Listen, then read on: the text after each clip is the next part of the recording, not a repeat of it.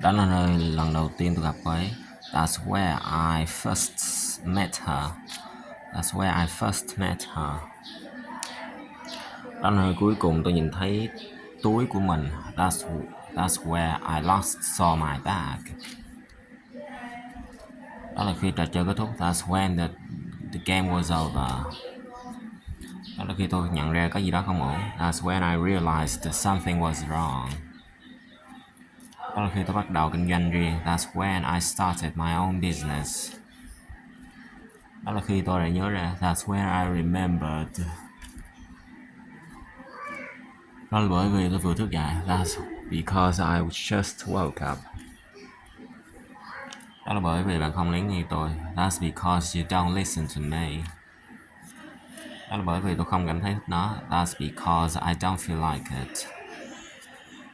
Tôi nghe nói bạn đến từ Pháp. I heard you're from France. Tôi nghe nói bạn đã làm tốt tại tòa án. I heard you did well in court. Tôi nghe nói bạn sẽ phẫu thuật vào ngày mai. I heard that you are having surgery tomorrow.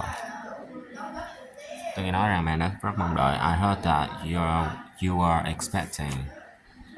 Bạn đã có rất nhiều cơ hội. You've got a lot of opportunities. Tóc xế của bạn bị xẹp. You've got a flat tire. Bạn có đầu óc đó. You've got brains. Bạn không có lựa chọn nào khác. You've got no choice. Bạn thật ngọt ngào. You're so sweet. Câu hỏi là bạn nên đổ rác này trước khi nó quá đầy. You had better dump this trash before it gets too full. Bạn nên hạ thấp tiêu chuẩn của mình. Câu hỏi là bạn nên hạ thấp tiêu chuẩn của mình. You had better lower your standards. Câu hỏi là bạn nên ở lại cho đến khi nó kết thúc.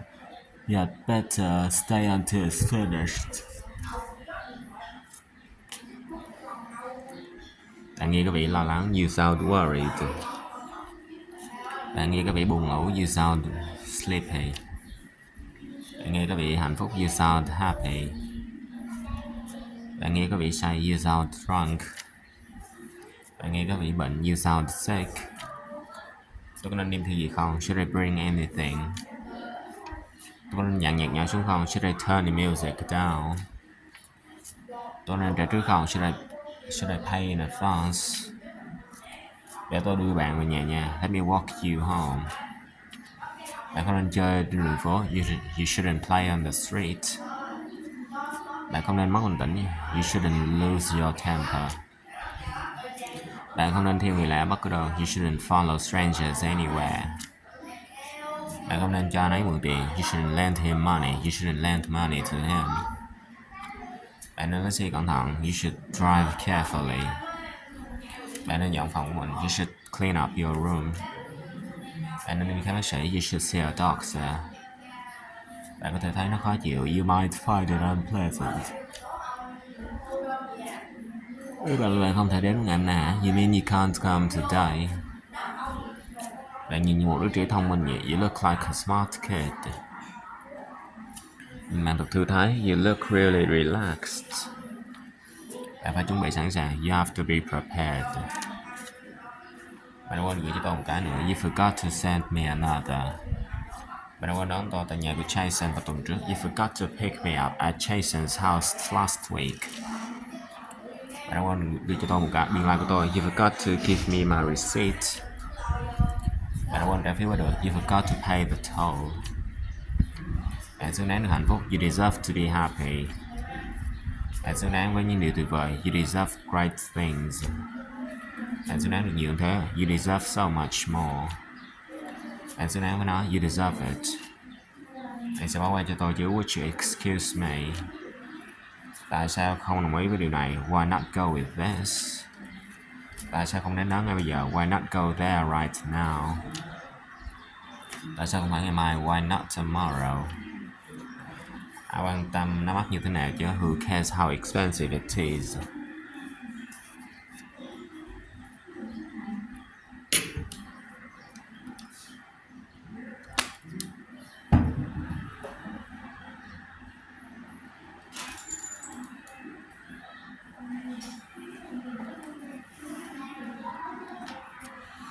Ai quan tâm bạn muốn ăn cái gì chứ? Who cares how what you want to eat?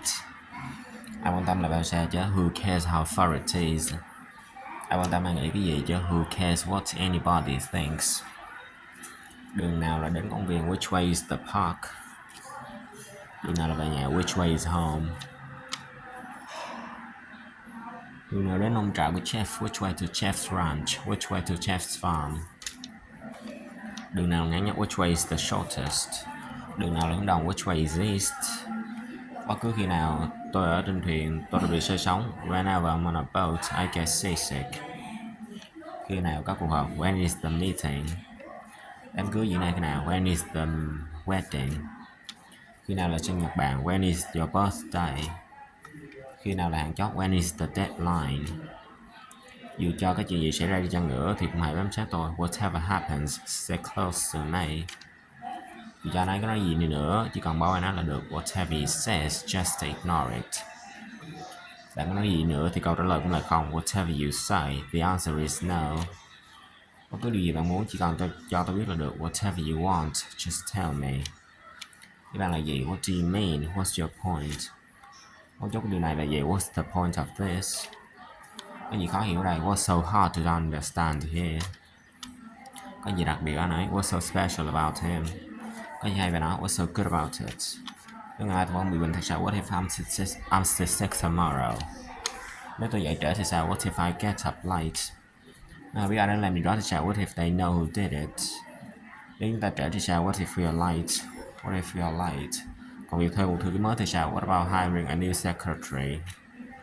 Còn việc đi đường cao tốc thì sao? What about taking the highway? Chúng tôi sẽ không để điều đó xảy ra. We are not gonna let that happen. Chúng tôi sẽ không chờ đợi. We are not gonna wait. Chúng ta sẽ bị trễ. We are gonna be late. Khi tôi còn là một đứa trẻ, tôi thường gặp rất nhiều rắc rối. When I was a kid, I used to get into so much trouble. Họ sẽ phản đối đến cùng. They are gonna object the whole way. Họ sẽ bắt đầu đặt câu hỏi. They are gonna start asking questions. Họ nói rằng không có mùa ở California. They say there are no seasons in California. Họ nói đó là tạm thời. They say it's temporary. Họ nói rằng nó gần như không đâu. They say it's almost painless. Chỉ có điều trong danh sách của tôi thôi. There are only two things on my list. Chỉ còn lại một vài phần thôi. There are only few parts left. Chỉ còn thiếu một mảnh thôi. There's only one piece missing. Chỉ một vấn đề thôi. There's only one problem. Không gì phải lo lắng. There's nothing to worry about. Không gì phải sợ. There's nothing to be afraid of. Không còn lại gì để làm. There's nothing left to do. Tôi bị sợ đâu. There's nothing wrong with me. Sẽ có người ở đó để giúp đỡ. There's gonna be someone there to help. Thế là đi tông phần thưởng của tôi rồi. There goes my reward. Thế là đi tông bữa tối của tôi rồi. There goes my dinner. Thế là đi tông kế hoạch của chúng ta rồi. There goes our plan. Đó là lý do tại sao nó có vị rất ngon. That's why it tastes so good. Đó là lý do tại sao chúng tôi làm việc trễ. That's why we worked late. Đó là điều mọi người nói. That's what everyone says. Đó là điều tôi muốn nhận được. That's what I want to get. Đó là cách cô ấy được nuôi lớn. That's how she was brought up. That's how she was raised. Đó là cách mà mánh khóe hoạt động. That's how the trick works. Đó là cách nó bắt đầu. That's how it starts. Nghe có vẻ như có rất nhiều công việc. That sounds like a lot of work. Nghe có vẻ là một thỏa thuận tốt. That sounds like a good deal. Điều đó thật nực cười. That's ridiculous.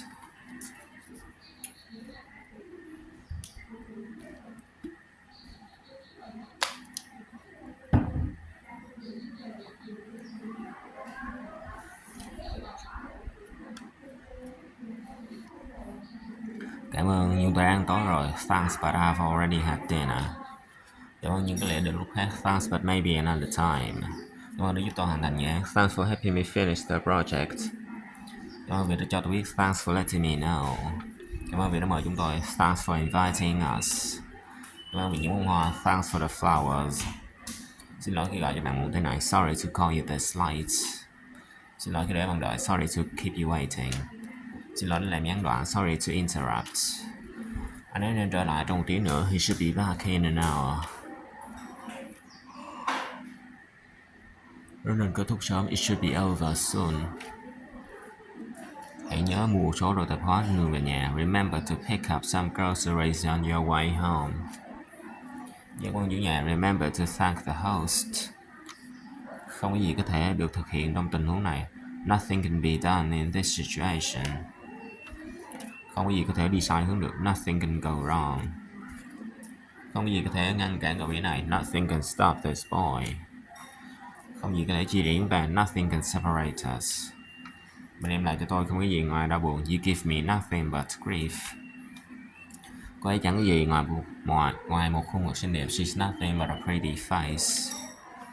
Cô ấy không có gì ngoài rắc rối. She's nothing but trouble.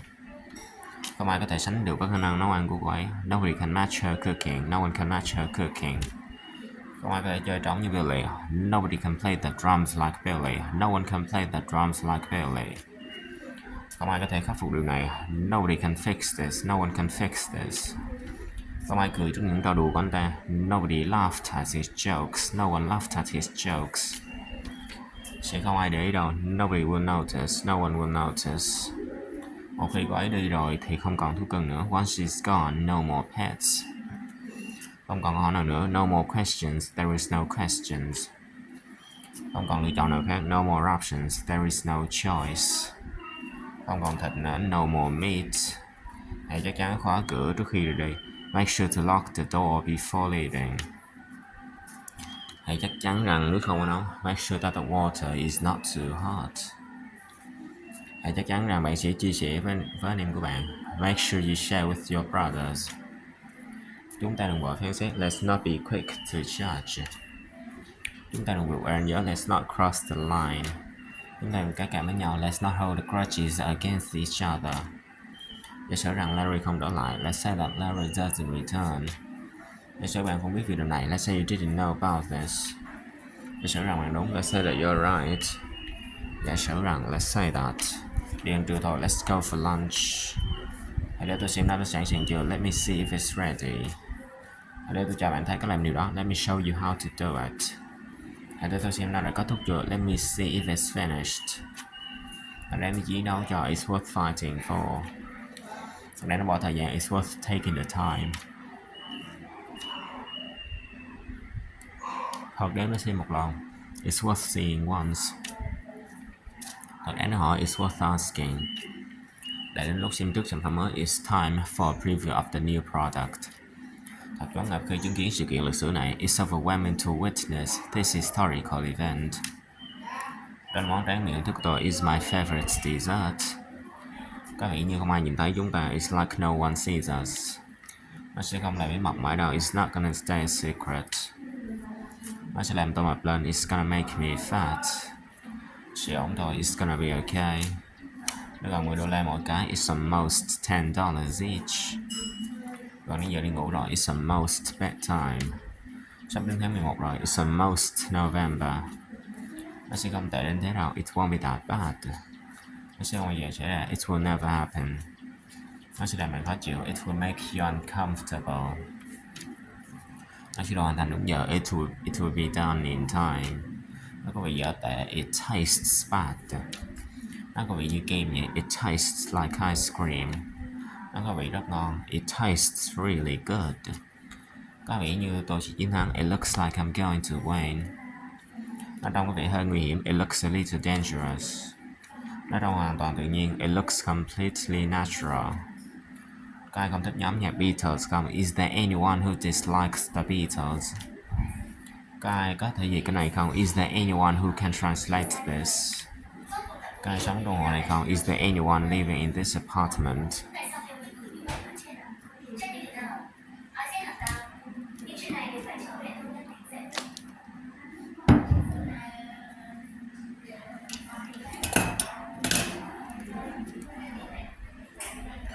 Có ai không đồng ý không? Is there anyone who disagrees? Đó là điều bạn nghĩ phải không? Is that what you think? Đó là điều bạn muốn phải không? Is that what you want? Có ai là bác sĩ không? Is anyone a doctor? Có ai đói bụng không? Is anyone hungry? Có ai có thời gian không? Is anyone available? Trong trường hợp tôi quên gọi cho khách hàng của tôi, hãy nhắc tôi. In case I forget to call my client, remind me. Trong trường hợp họ hỏi, hãy nói với họ rằng tôi không có đây. In case they ask, tell them I'm not here. Nếu có điều tôi biết đó là kiện nói dối. If there is one thing I hate, it's a liar. Nếu có thời gian tôi muốn xem miền bảo tàng. If there is time, I would like to see the museum. Tôi đã biết anh ta từ khi còn bé. I have known him since he was a kid. Tôi đã biết Mike từ lâu. I've known Mike for a long time. Tôi đã biết cô ấy được 10 năm rồi. I have known her for 10 years. Tôi đã nghe điều này nhiều lần trước đây. I've heard this many times before. Tôi nghe nói cô ấy rất đẹp. I have heard that she's very nice. Tôi đã nghe nói có một trận động đất đêm qua. I have heard that there was an earthquake last night. Tôi đã có cái trên thuyền. I've been fishing on a boat. Tôi đám chìm học tiếng Anh. I'm into studying English. Tôi đã gặp rắc rối. I'm in trouble. Tôi mắc cỡ khi hát trước công chúng. I'm embarrassed to sing in public. Tôi lo lắng về kết quả kiểm tra y tế của mình. I'm anxious about the results of my medical examination. Tôi nóng lòng muốn gặp tôi giải yêu thích tôi. I'm anxious to meet my favorite baseball player. Tôi lo lắng về việc tham dự kỳ thi tuyển sinh đại học. I'm anxious about taking the university entrance exam. Tôi lo lắng về sức khỏe không tốt của ông tôi. I'm anxious about my grandfather's poor health. Tôi sợ chấn thương của bạn lớn quá nặng. I'm afraid your injuries were too severe. Tôi sợ câu đó là không. I'm afraid the answer is no. Tôi sợ cái nước trượt khóc này. I'm afraid you failed this course. Tôi sợ bạn đến trễ. I'm afraid you're late. Tôi hoàn toàn thua bạn về điều này. I'm absolutely behind you on this. Tôi hoàn toàn chắc chắn. I'm absolutely sure. Lần sau tôi sẽ cẩn thận hơn. I'll be more careful next time. Tôi hỏi là tôi nên trở lại làm việc. I had better get back to work. Tôi hỏi là tôi nên đi sửa laptop của mình. I had better go get my laptop fixed. Tôi muốn một phòng bơi. I would like a poolside room. Tôi muốn chỗ ngồi cạnh lối đi. I would like an aisle seat. Tôi tự hỏi khi nào nó bắt đầu. I wonder when it starts. Tôi tự hỏi những gì đã xảy ra đằng sau hậu trường. I wonder what happened behind the scene. Tôi tự hỏi hoặc những lựa chọn nào. I wonder what kind of options they have. Tôi tự hỏi tại sao bạn từ chối lời đề nghị của anh ấy. I wonder why you refused his offer. Tôi thề tôi sẽ không bao giờ làm bạn thất vọng nữa. I swear I will never disappoint you again. Tôi thề tôi sẽ không bao giờ trễ nữa. I swear I will never be late again. Tôi cho rằng đó là cơ hội cuối cùng của mình. I suppose it's my last opportunity. Tôi cho rằng bạn cũng chưa được nghe về nó. I suppose you haven't heard of it either. Tôi cho rằng nó không phù hợp. I suppose it's not appropriate. Tôi hối hận rằng tôi không nhận công việc. I regret that I didn't take the job. Tôi có thể không hoàn thành nó. I may not make it. Tôi biết bạn sẽ hối tiếc. I knew you would regret. Tôi biết tôi có thể tin tưởng bạn. I knew I could trust you. Tôi biết bạn có thể làm được. I knew you could do it. Tôi đã biết điều đó sẽ xảy ra. I knew that was going to happen. Tôi đã quên mất buổi tiệc chia tay của Janet. I forgot about Janet's going away party. Tôi cảm thấy rằng chúng ta đang đi sai đường. I feel that we are going the wrong way. Tôi cảm thấy tôi có lẽ đã làm điều gì đó sai. I feel that I may have done something wrong. Tôi cảm thấy bạn không tận tâm. I feel that you're not committed. Tôi tin là anh ấy đã tìm hiểu về những nghiên cứu của bạn. I believe that he found out about your studies.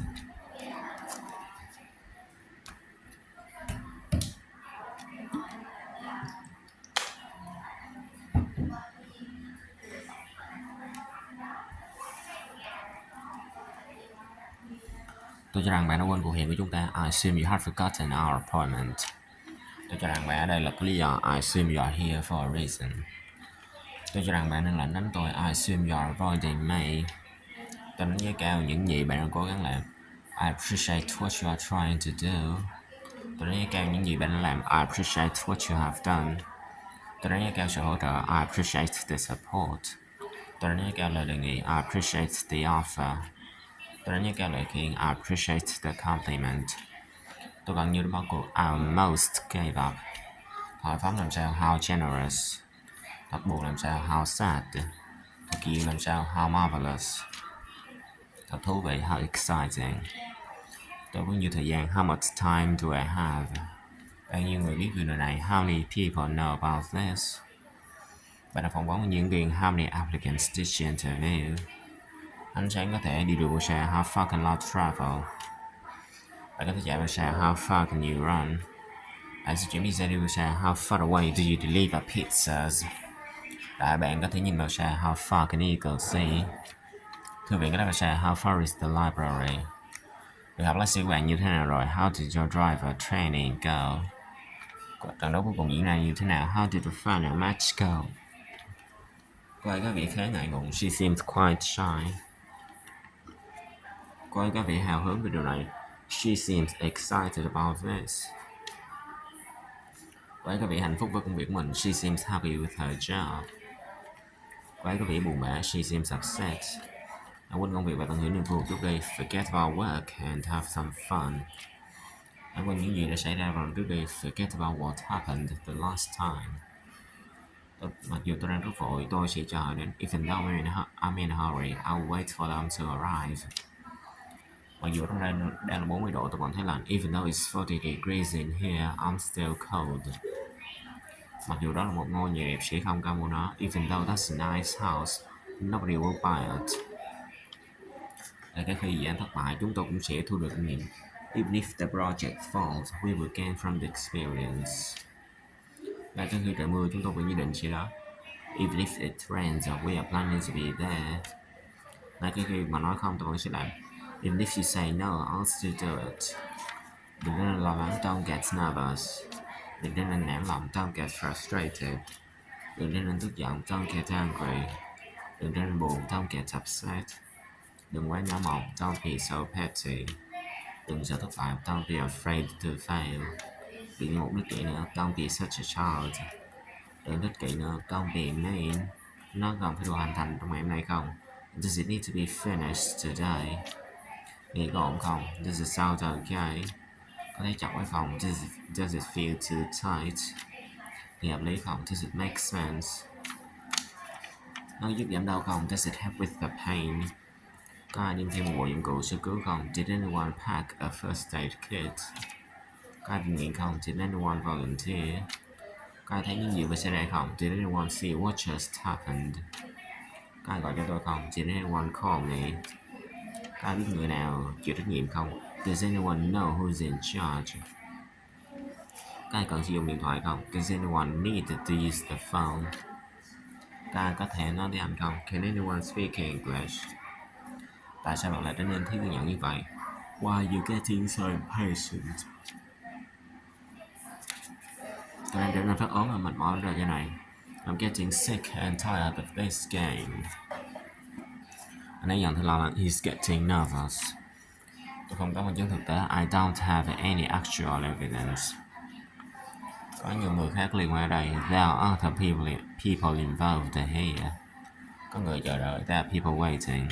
Không có lựa chọn nào khác ngoài việc thay đổi. There's no choice but to change. Có cái nào tôi có thể đền bù cho bạn không? Is there any way I can make it up to you? Có cái nào được biết đến cái từ không? Is there a way to tell if it's real? Có trạm xe buýt nào ở đây không? Is there a bus stop around here? Có ngân hàng nào ở đây không? Is there a bank nearby? Vẫn còn có hy vọng. There's still hope. Tôi cần một số biên tập viên có kỹ năng. I need some skillful editors. Tôi cần nghỉ ngơi một chút. I need a break. Tôi đang giặt đồ. I'm doing the laundry. I'm doing the washing.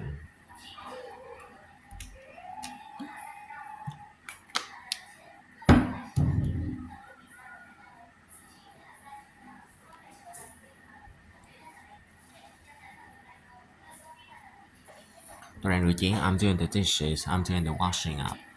Tôi sẽ không nhận công việc. I won't take the job. Tôi sẽ chỉ ngồi dậy một chút thôi. I will just sit up for a bit. Tôi sẽ trông chừng cô ấy. I will look out for her. Tôi muốn một ngụm nước. I want a sip of water. Bạn có thể bước ra khỏi hàng không? Could you step out of the line, please? Tôi không thể đưa nó trong ngày sau đó à? Can't I hand it in a day later? Tôi có thể ở lại với bạn thêm một vài tuần nữa không? Can I stay with you for a few more weeks? Tôi có thể nói chuyện với bạn chút không? Can I talk to you for a second? Tôi không thể dập lửa. I couldn't put out a fire. Nó đã kết thúc chưa? Is it over already? Over. Đã bay rửa chưa? Is it half past 3 yet? 3:30 yet. Tôi trông như thế nào? How do I look? Để tôi chuẩn bị. Let me get ready. Đừng bỏ cuộc. Don't give up. Hang in there. Tôi cũng mời ông đá. I'm not into soccer. Bóng đá của tôi. Soccer is my thing. Không nhất thiết phải như vậy. Not necessarily. Bất cứ lúc nào. Anytime. Tôi thực sự biết ơn. I'm really grateful. Bảo động nhé. Take care. Cố lên, vui lên đi. Cheer up. Vâng, trưa rồi. It's almost noon. Vâng, bây giờ rồi. It's almost 3:30. Bạn đang chờ ở đó hả? Are you waiting for someone? Bạn sợ không? Are you afraid? Không dậm lên cỏ. Keep off the grass. Chúc đi vui vẻ. Enjoy your trip. Cảm ơn vì đã đến. Thanks for coming. Ngồi đi. Take a seat. Have a seat. Họ sẽ quay lại này. They will be right back. Thử không may đi. Take a chance. Không phải mới đây. Not recently. Nhiều hơn thế. More than that. Tôi rất tiếc chúng tôi đã bán hết rồi. I'm sorry. We are sold out. Tôi sẽ đưa bạn đến trạm xe buýt. I will take you to the bus stop. Tôi xong việc lúc 6 giờ. I get off work at 6. Công việc thế nào rồi? How's work going? Anh ấy sắp đến rồi. He's coming soon. Mọi thứ đã sẵn sàng. Everything is ready. Bạn trông giống như chị em gái của bạn vậy. You look like your sister. Ngày mai có đi làm không? Are you working tomorrow? Bạn có cháu nào chưa? Do you have any children? Tôi thấy hỏi bạn một câu con. Can I ask you a question? Hôm nay trời sẽ tuyết. It's going to snow today. Bắt đầu lúc mấy giờ? What time does it start? Mọi người vì một người vì mọi người. All for one, one for all. Tôi sẽ cẩn thận hơn. I will be more careful. Tôi dẫn bạn bè tới được không? Can I bring my friend? Có ai khác đến được không? Is anyone else coming? Anyone else coming? Buộc chặt dây an toàn của bạn. Fasten your seatbelt. Để tôi nghĩ xem. Let me think about it. Bạn sẽ đưa tôi về nhà chứ? Will you take me home? Ok, các bạn đi diện đồ đẹp. You're all dressed up. Để còn không. Better late than never. Khi nào ra sẽ trở lại? When will he be back? Tôi chưa sẵn sàng. I'm not ready yet.